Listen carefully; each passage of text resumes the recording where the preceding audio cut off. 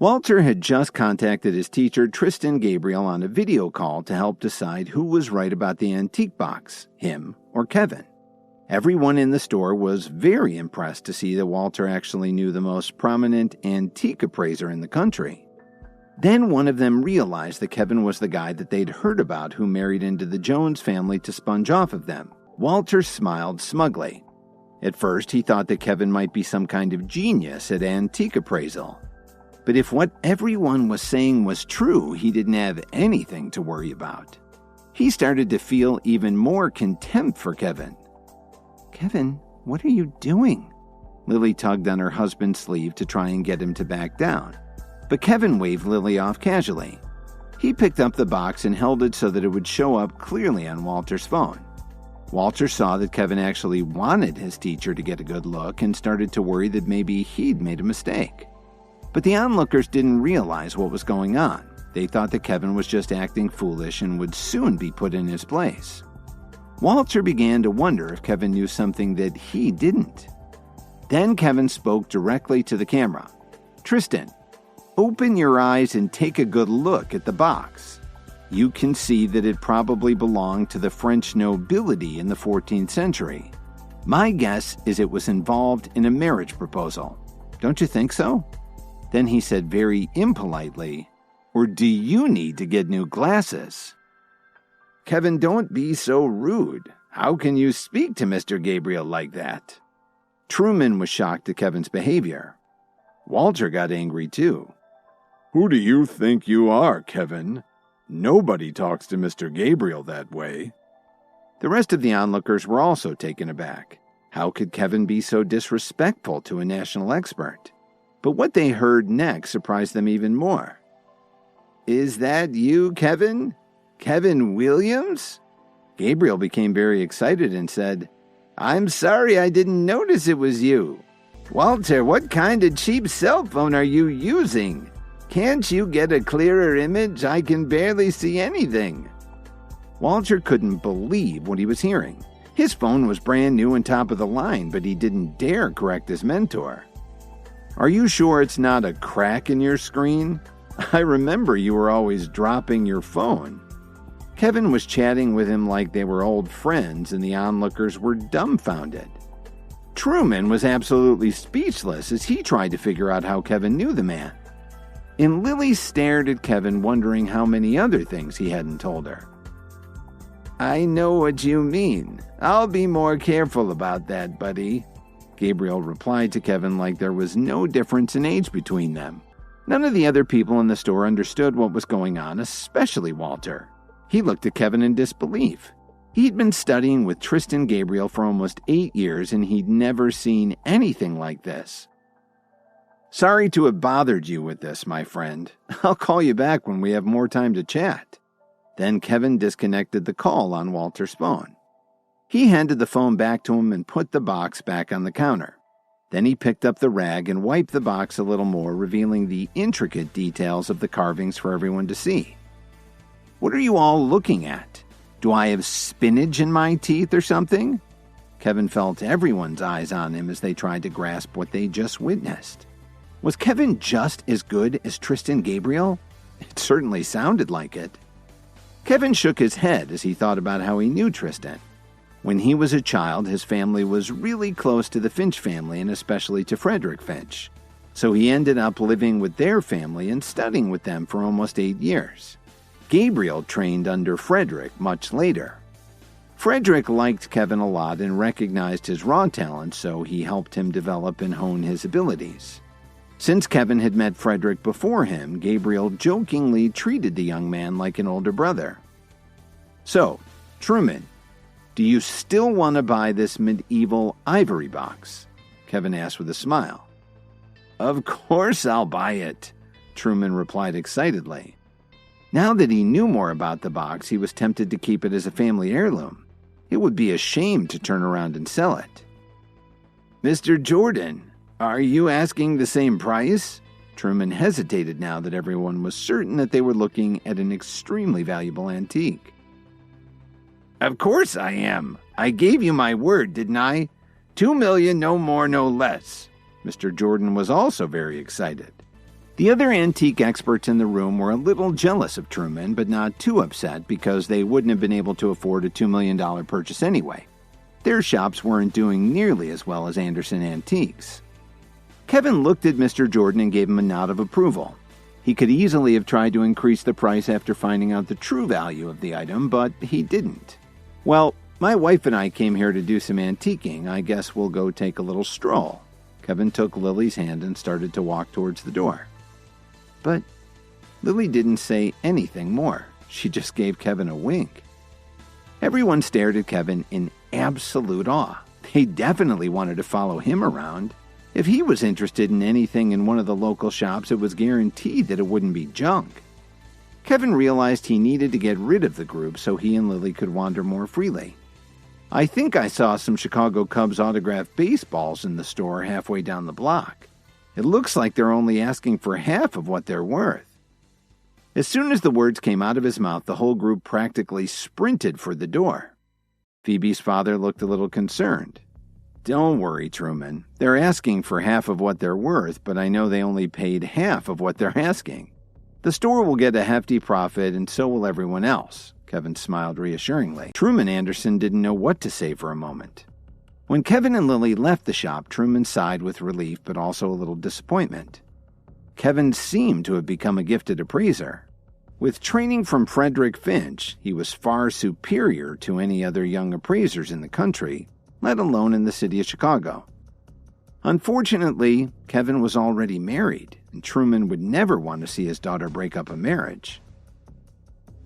"Truman, what's the matter with you? You need to let your children find their own way to happiness. There are some things you can't do anything about." Mr. Jordan seemed to be reading Truman's mind. "You're right, but it's tough to let go." Truman shook his head and put the thought out of his mind. When Kevin and Lily walked out of the antique shop, Phoebe and Walter followed closely behind them. "What else can I do for you, Phoebe?" Kevin asked with a smile. "Thank you so much for all your help today. Can I treat you to dinner?" Phoebe really wanted to spend more time with Kevin. "I'm sorry, Phoebe, but I have plans today. Let's get together another time." Since the Night King was coming that evening, Kevin had to buy him the antique sword that was in one of the shops down the street. "I guess we can try another time," Phoebe said nonchalantly. As Walter stood there watching them talk, he wasn't jealous at all. Even his own teacher had been showing respect to Kevin. On top of that, Walter really wanted to get to know Kevin so he could benefit from his advice. "Honey, what do you have going on? I thought we were going antiquing." Lily was unsure about Kevin's plans. "I found out that there's an antique sword next door, and it's really interesting. I decided to go and have a look, and if the price is right, I plan to buy it." Kevin was being deliberately secretive. When it concerned the Night King and the Alliance, the less people knew, the better. "Let's go over and take a look together. I'd like to learn as much from you as I can." Walter was sincerely interested. After all, if he didn't have an inquisitive mind, Gabriel wouldn't have taken him on as a student. "Okay, let's go see if they have anything interesting." Kevin nodded his head lightly and led the group into the antique shop next door. As soon as they entered the shop, they could tell it was different from the other antique stores in the neighborhood. Everywhere you looked, there were antique weapons, swords, daggers, shields, pikes, helmets. It was an impressive collection. Some of them were very rare, but a lot of the items would only appeal to very specific tastes. The owner was a thin, middle-aged man who was dozing by the counter. Kevin took Lily's hand and scanned the shop. Finally, his eyes fell on a rusty antique sword that was missing its scabbard. "I'd like to see that sword, sir." Kevin knocked on the counter several times with his knuckles to wake the man up. $400,000, the man announced as he yawned. $400,000 for what? Can't we have a look at it? Walter asked in surprise. "I'm not in the mood right now." The owner didn't seem to like dealing with the public. "Is that how you do business?" Walter was a young and energetic man, and he was getting very angry at the poor service. Kevin gestured at Walter to calm down, and then he spoke to the man with a smile. "Okay, 400,000. Now it's going to cost you 800,000. The man glanced at Kevin with a twinkle in his eye. Is that how you do business? We're willing to spend $400,000 and then you double the price? Phoebe was becoming irate. That's right. What kind of place is this? Lily took Kevin's hand and pulled him toward the door. Honey, let's go. Well, as the saying goes, you shouldn't look a gift horse in the mouth. You're training in herbal medicine, aren't you? Well, my swords are only for customers who are ready to use them. I don't let them go very easily. That makes sense. 800,000 then? Kevin agreed with a broad smile. Kevin! Phoebe was shocked. Honey! Lily was surprised too. They were afraid that Kevin was being cheated. Walter couldn't speak at all. He just stared blankly at Kevin. Why are you buying this sword? The man asked Kevin unemotionally. Well, I think you're right, Kevin replied matter-of-factly. Since your swords are only for those with talent and ability, I'll let the sword judge me. The shop owner took a long, hard look at Kevin, then he turned around and took the sword off the shelf and put it on the counter. As Phoebe and Walter looked closely at the sword, they seemed a bit disappointed in its condition. Kevin stretched out his hand and trapped the sword with his fingers. The metal seemed to vibrate like a tuning fork, and it took a long time for the tone to dissipate. It's a good sword. I'll take it. Kevin pulled his black bank card out and placed it on the counter. When he saw the black card, Walter took a deep breath. Now he realized that Kevin had to be loaded. And Walter felt really ashamed about his first impression of Kevin. He was as wrong as he could be. No, you don't choose the sword. The sword chooses you. The man pulled out a long wooden box and placed the sword in it. Why are you doing that, sir? Kevin asked with a smile. Well, you said that you'd let the sword judge you. Let's see what happens. He pushed the box towards Kevin and then he sat back in his chair. I've had enough of this. Let's go, honey. Lily tried to pick up the big box so they could leave, but no matter how hard she tried, she couldn't even move it. By now, Phoebe and Walter were starting to see how unique this sword was. I told you that my swords are only for those who are ready for them. Weren't you listening? Then the man closed his eyes again. I'll try. Kevin, who was very motivated to have the sword, concentrated his strength. When he put his hand on the wooden box, the store's owner suddenly opened his eyes and a slight smile appeared at the corner of his mouth. All of a sudden, the expression on Kevin's face began to change.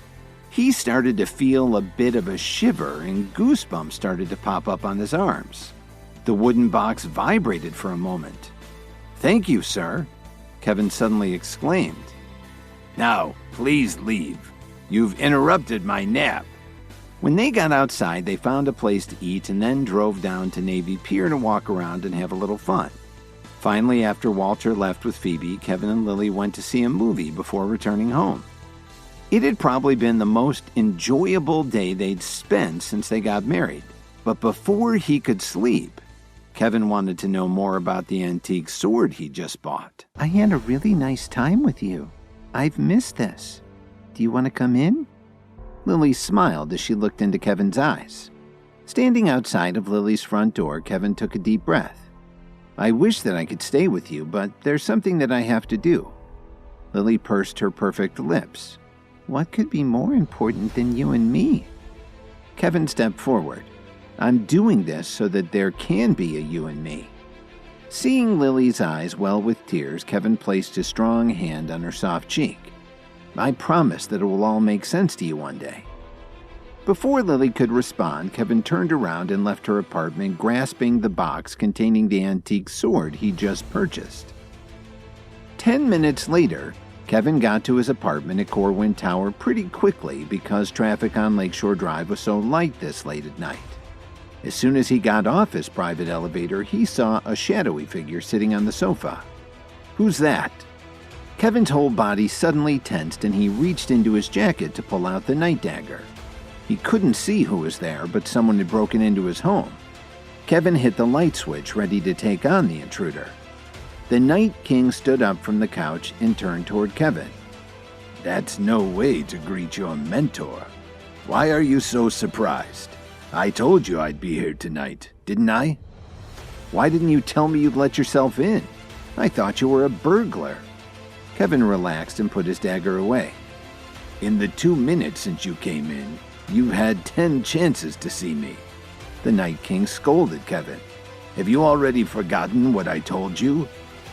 "You taught me to be alert and to respond firmly." Kevin didn't show any signs of weakness when he replied. The Night King nodded. "You're right. Now, have you brought something for me?" Kevin rubbed his head and tossed the wooden box on the floor. The Night King immediately stepped toward it and smashed it open with his foot. He quickly picked up the sword and held it up in the light. "Yes, it's a decent little weapon," the Night King commented as he examined it. "You haven't told me what the sword is for." Kevin had been feeling drawn to the weapon ever since he touched it at the antique shop, but it was in horrible condition, more like a piece of scrap metal. The Night King seemed to read Kevin's mind. "The name of this sword is Cold Arrow."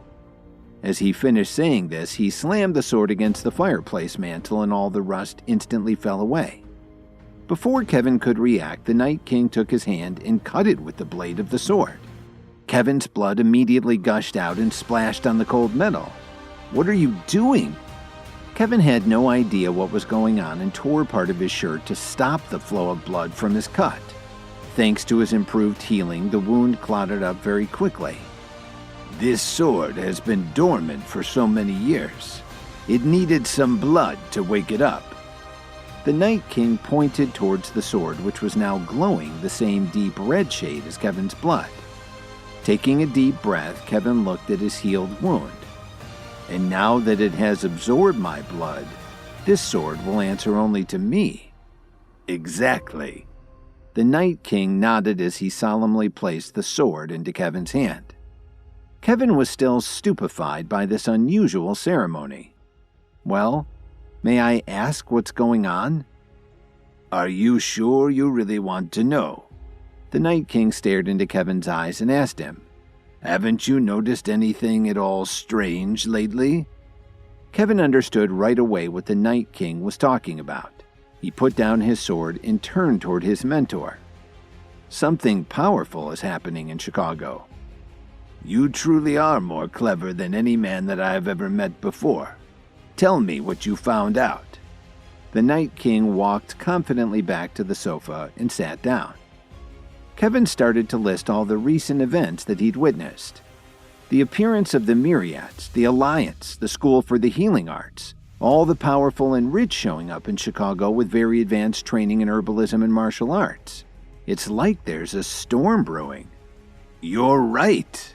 The Night King immediately interrupted Kevin before he could finish what he was saying.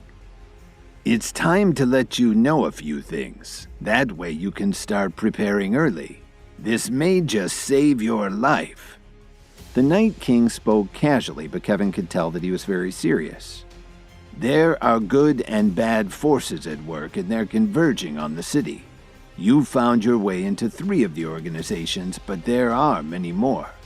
The Night King paused for a moment while he thought about what to say next. "Sometimes, someone comes along whose entire body, right down to their DNA, is open to vast improvements." "That someone is me," Kevin whispered to himself. The Night King smiled. "For your entire life, people have recognized your potential. Frederick Finch taught you to appreciate history. Your teachers knew that you sometimes didn't put in the effort to succeed as you should have, and I saw your potential too." "Do you mean I'll be part of this battle that's coming?" Kevin asked again. "There's something unique about your DNA that's left you open to much quicker and greater changes than other people. The pills that you've been working on are more than just herbal supplements. There are chemicals in the natural world that modern chemists and drug manufacturers haven't dreamed of. You're already very different from the man you were when your friend gave you your first power pill. That's why you can heal so quickly and help others to heal too. You're unlocking your true potential." It started to make sense to Kevin. His hearing and eyesight already seemed sharper, and he'd gotten far stronger than he should have for the effort he was putting in. He definitely felt different lately. Chicago is going to become the first battlefield of a great struggle, the Night King said thoughtfully. We're going to fight a war. Kevin braced himself as he realized what this could mean. It will be a difficult struggle, and there's no guarantee of victory. The forces we'll face have been underground for a long time, waiting to pounce. The Night King's face turned grim. Kevin had been wondering for a long time why so many odd things had been happening in his city. The Night King walked over to the small cocktail bar in the corner of Kevin's living room and poured himself a shot of liqueur. He took a sip and continued to explain Kevin's purpose. Today, although science and technology are developing rapidly, the quickest way to prepare is the path that you've already taken. A lot of people are going to depend on you, and it's only going to get stranger from here on out. Kevin felt a cold shiver run through his body. But don't worry, Kevin. Even the darkest forces that we face don't have the advantages that you do. Not even your own relatives in the Williams family. Don't forget that your DNA also comes from your mother's side of your family. You're like a sponge for the herbal concoctions you've been making and the ones that you'll be able to make. And you won't face all of this alone. The Night King let out a sigh after he said this. For a moment, Kevin felt like someone was watching the two of them, even though they were on the top floor of one of the tallest buildings in Chicago. He tried to shake off the feeling. After hearing everything that the Night King had told him, Kevin felt a little numb. No anger at what some people were planning and no joy at finding out just how different he was, just numb. The Night King was still standing in the middle of the living room while Kevin looked at the floor and tried to process all of it. Why can't both sides just talk it over? I'd hate for innocent people to get hurt. Kevin couldn't help wondering out loud. Please subscribe to the Pocket FM YouTube channel and press the bell icon for instant notification. Check out our channel for more such exciting shows.